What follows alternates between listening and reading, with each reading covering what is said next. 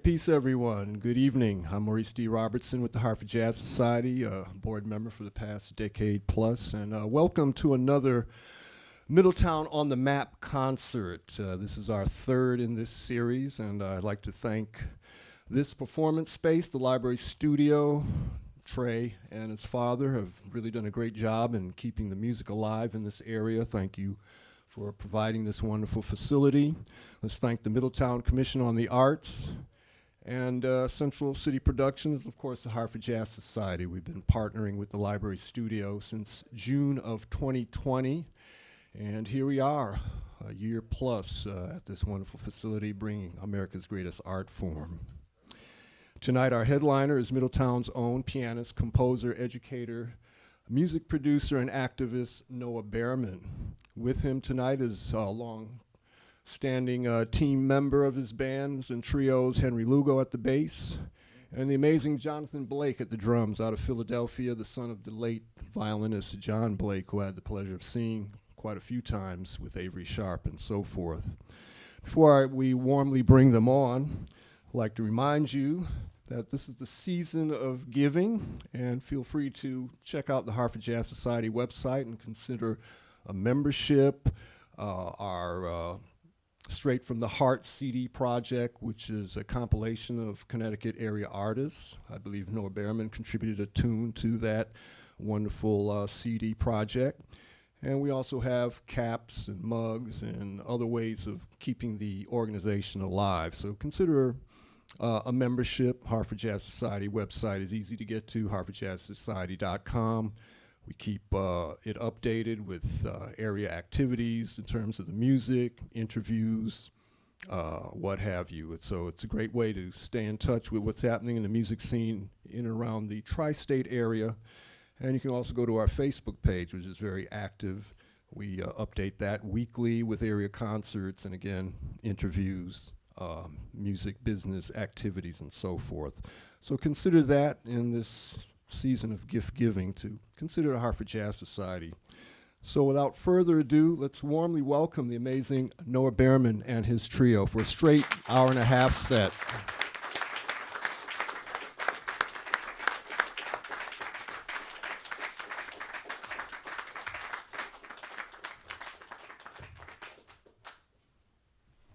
Sorry for the positioning. You won't be able to see me grimace, but I've got a mask on, so you're not missing.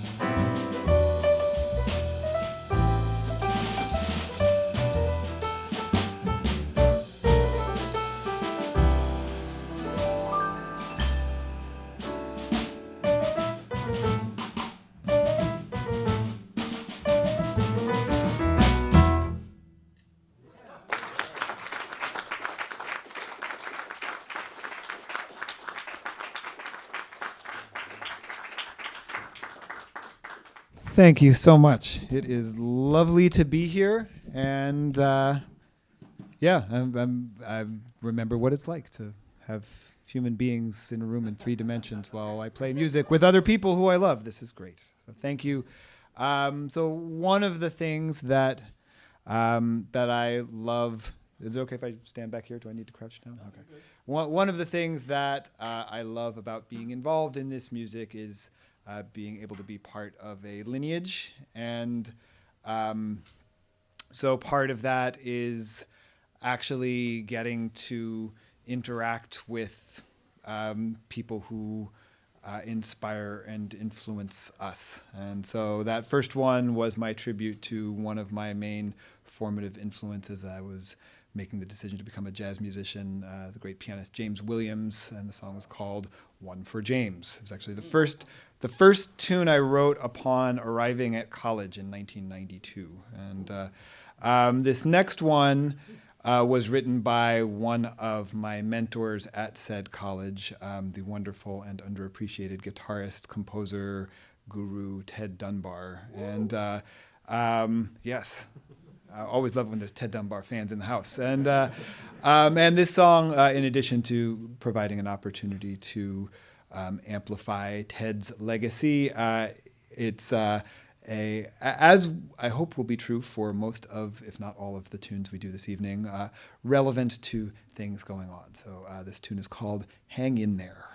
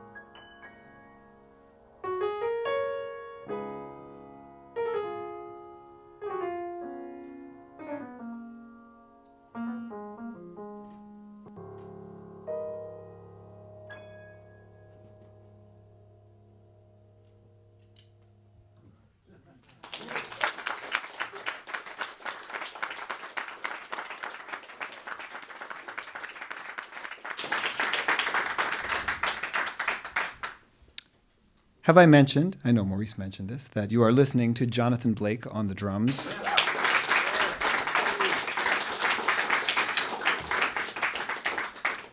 Henry Lugo on the bass.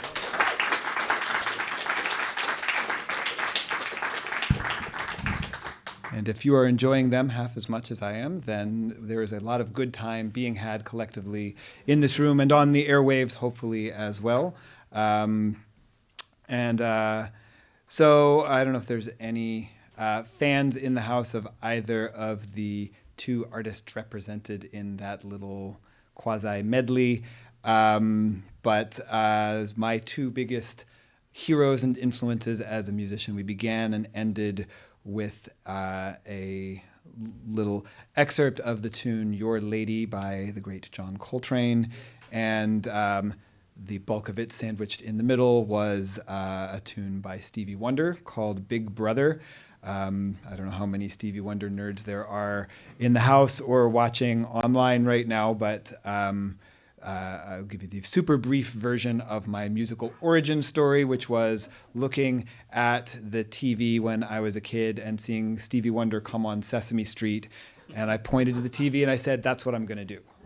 And I don't know where that moment of clarity came from, but I can only think that whatever the substance was that he was putting forth, I determined that that's what I needed to spend the rest of my days pursuing, and so I continue to do that. But so I went out and I got, or I mean, presumably somebody on my behalf got, because I was very small, the album Talking Book that comes from, and those of you who are Stevie Wonder nerds will, or just fans, will note that it segues from that tune directly into Big Brother, which I suppose was probably the first highly socially conscious song that I ever got into without having much understanding when I was like 5 of what it was actually about. But I encourage you, all of you, to check out the sadly still relevant lyrics to that song 50 years later. And in a sense, that also foreshadowed a bit of my own path. Those of you who are either logging in online or showing up in person who weren't expecting a sermon, you didn't do your research very well, because that's the scene. So this next tune was written 12 years ago. Many, if not most of you, know that I am a proud adoptive parent, and at that time, all of my kids were technically they were teenagers and technically still part of the foster care system before we had legally adopted them. And a thing that happened a lot at that time that was really well-intentioned, but that really kind of bothered me, as gracious as I may have been in the moment in receiving this, is people would say, oh, you're fostering teenagers. Wow, you must be incredible people. And that really bothered me, because that suggests that these are somehow not young people who are as lovable as anybody else, and that it's somehow superhuman to open up your heart to other lovable humans. I still don't get that. And I mean, I sort of get where it's coming from, but not really. So I wrote this simple little gentle tune that is simply called Home, which is my paean to something that everybody, especially every young person, deserves. So here is Home.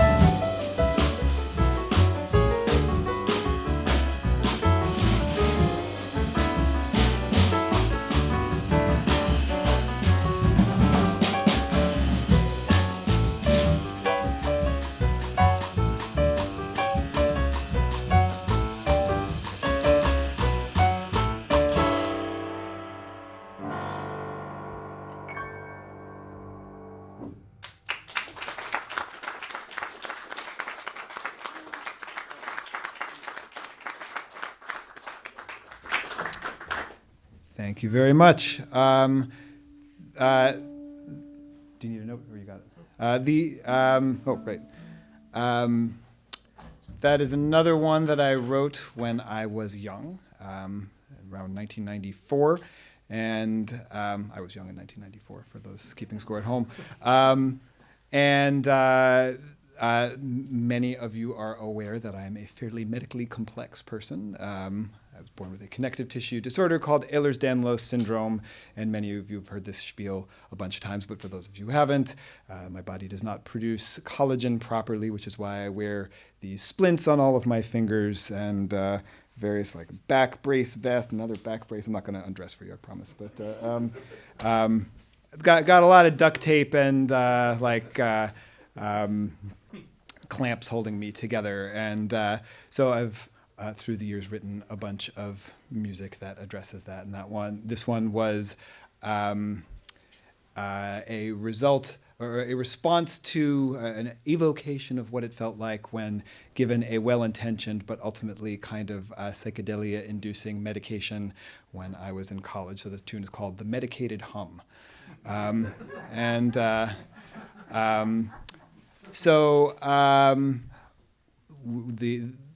I promise we'll get back to levity at some point, but this next one is pretty heavy. One thing that is really special, I mean, honestly, if these two guys were complete jerks, it would still be great to play music as well as they play it. But in fact, they are not. And it is really special to be able to make music about heavy things with people who are able to inhabit that space while we get in there.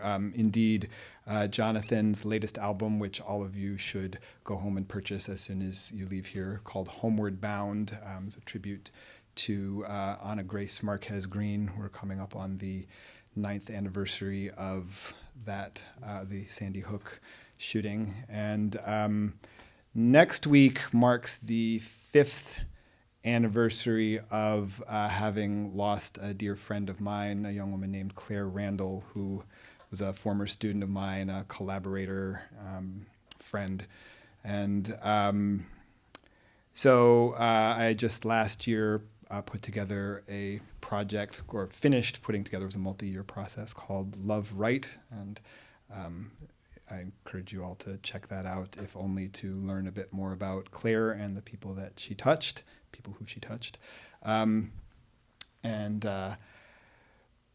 This is the title song from that project, which I actually wrote. Henry, in particular, has been by my side for all of the heavy stuff that I've put into music, including playing this song at Claire's memorial, which is what I wrote it for, and then it sort of ballooned into a whole bunch of other grieving songs. And I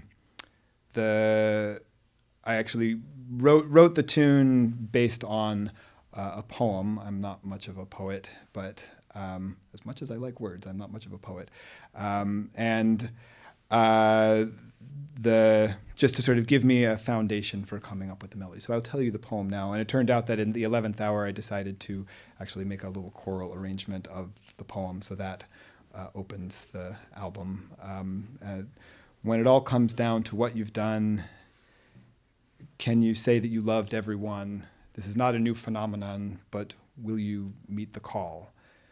Precious, fleeting like a grain of sand, don't you let it slip on through your hand. In the end, it's only love that stands the test of time for all.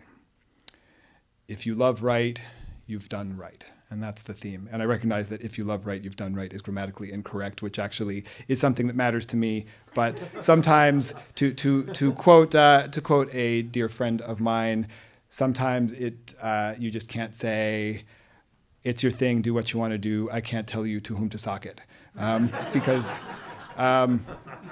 So she was right, and so I allowed myself to do that just to evoke the feeling of this. But in the end, in the face of incomprehensible loss, Claire was only 26 when she was murdered.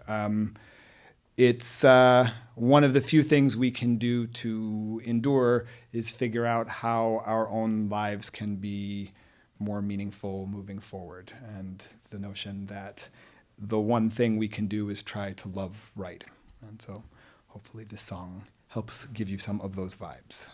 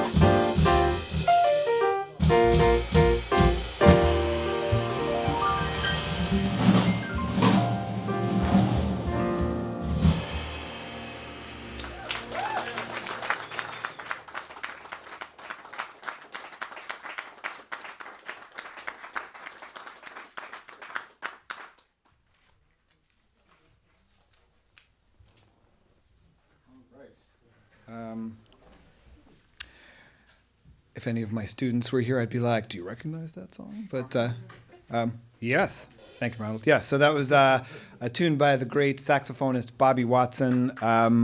It is best known by the name In Case You Missed It, but its first recording was on a now out-of-print but lovely Bobby Watson album from the late 70s, and called All Because of You. And the title of the song originally was Fuller Love. And the flip side, we could glass half full or glass half empty, the fact that having giants and trailblazers of the music in our midst and around for us to interact with them is that we are all mortal, and so they get old, and even if they live a long life, they're not around forever. So that was a tribute initially to the great trombonist Curtis Fuller, who passed on this spring. And I wanted to pay tribute to him. It also ties together with our first tune in that James Williams was on the original version of that song, as well as a subsequent version by Art Blakey and the Jazz Messengers that they both played on. History lesson over. We are now going to talk about pain. Okay, I know, right? Levity and pain at the same time. Let's see if we can pull it off. So some good news. This is utterly absurd that I'm talking about this, but some of you who follow along with my exploits are aware that one of the main ways that I cope with the physical impact of Ehlers-Danlos syndrome is by getting some relief to my muscles and joints in the form of a spa and a hot tub. And ours oomphed the bed early in the pandemic, and I am so grateful that our nearest and dearest ones have all made it through thus far the pandemic alive and in one piece. The hot tub was not so lucky, and it is through that I learned a lot about supply chain issues. So it's been a good year and a half now, and purportedly it's coming this month. So hopefully the next two tunes we're going to play will become a lot less relevant soon.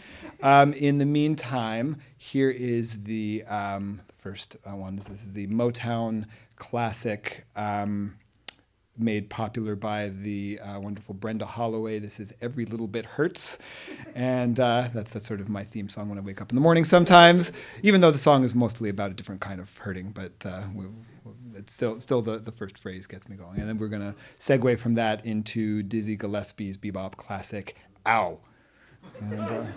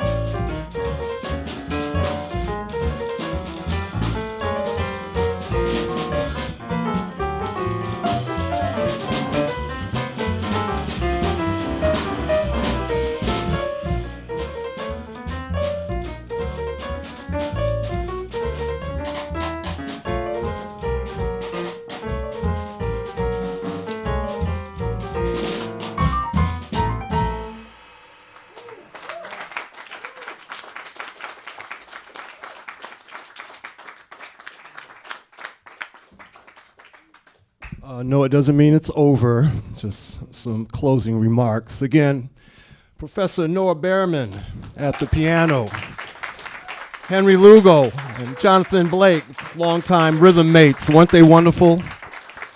What musical vocabulary, their sensitivity to one another, and their respect for this art form. Thank you so much, gentlemen, for your contributions. You are truly part of the present wave of where this music is going. So again, thank you for your musical astuteness. And thank you all for braving the great indoors and enjoying live music. Thank you all for your generosity, being here live at the library studio, and those listening around the world at our Hartford Jazz Society Facebook page. Thank you for sharing a moment and supporting this art form. Again, thank you, Middletown Arts Commission, for your support of this wonderful music. This is the third concert hosted here at the wonderful library studio with help from the Middletown Arts Commission and, of course, Hartford Jazz Society. We've been with you 61 years, so consider us during this holiday gift-giving period. Give a membership to a music lover, or consider the CD or the other swag we have available.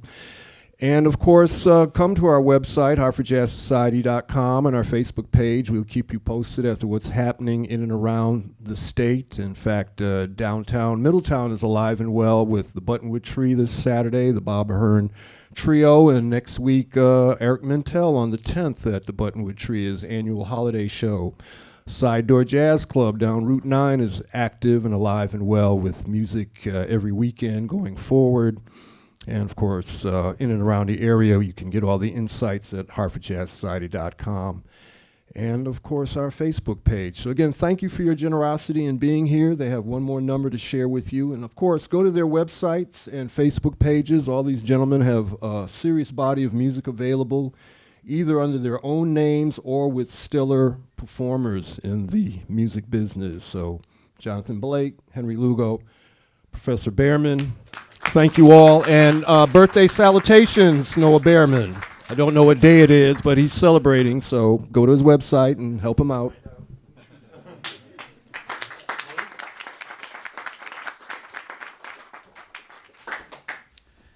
All right, I'll do some more thank yous in a minute, but just want to tell you about something which many of you already know about, and introduce this last song.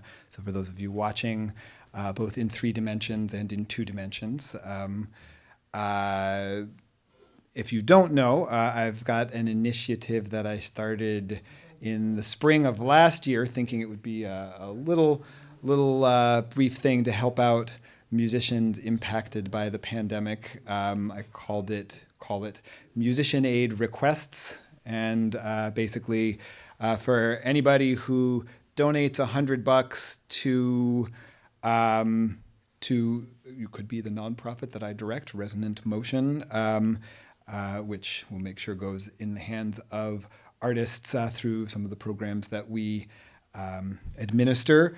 It could be to another charity that offers direct aid to musicians financially impacted by the pandemic, or engaging in direct commerce with said musicians, so $100 worth of buying lessons or session work, or having someone play, a recording of Happy Birthday for your nephew, or whatever it is. If you're putting $100 in the hands of musicians with 1 or fewer degree of removal, then I will record a video of a song that you request. So there's, I thought there'd be a few of these. There's 22 of these videos up on YouTube at this point. Several of the generous requesters are actually in the audience tonight. And so thank you for your generosity. And so do with that what you will. I will be, for the sake of my own sanity, etc., will be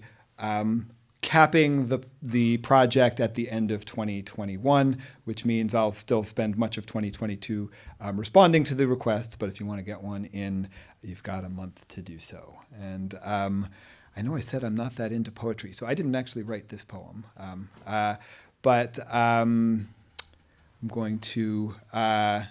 not going to embarrass my lovely and talented spouse by pointing her out or anything, but I will point out that a dear friend of ours read this poem at our wedding 23 plus years ago, and I never heard it until then. It's a Samuel Taylor Coleridge poem.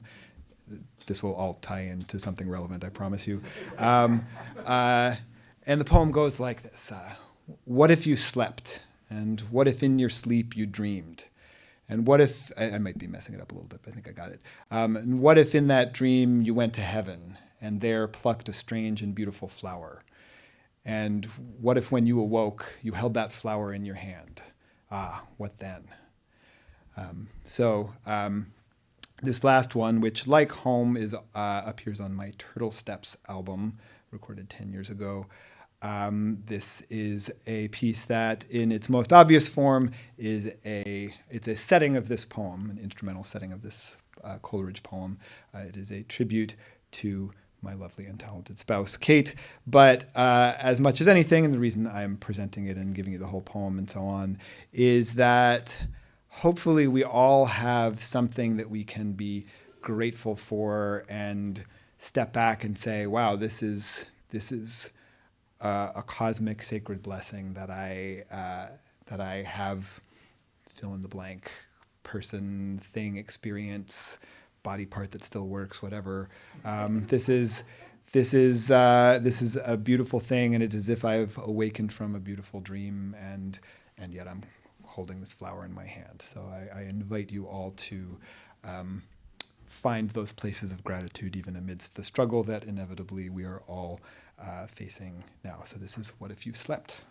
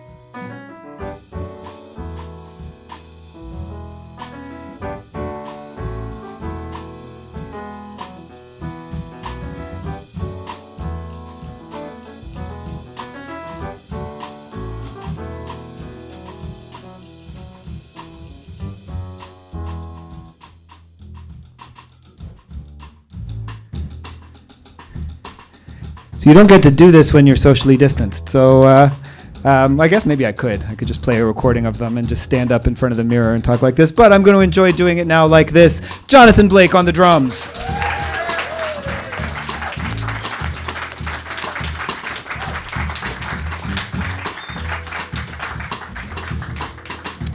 Henry Lugo on the double bass.